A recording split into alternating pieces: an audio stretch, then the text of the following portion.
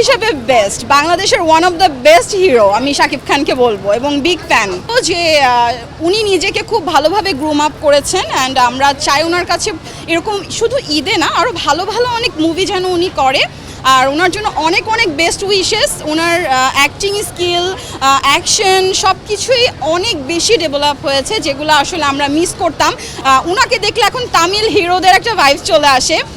ওনার অনেক অনেক best wishes Shakib খানের জন্য।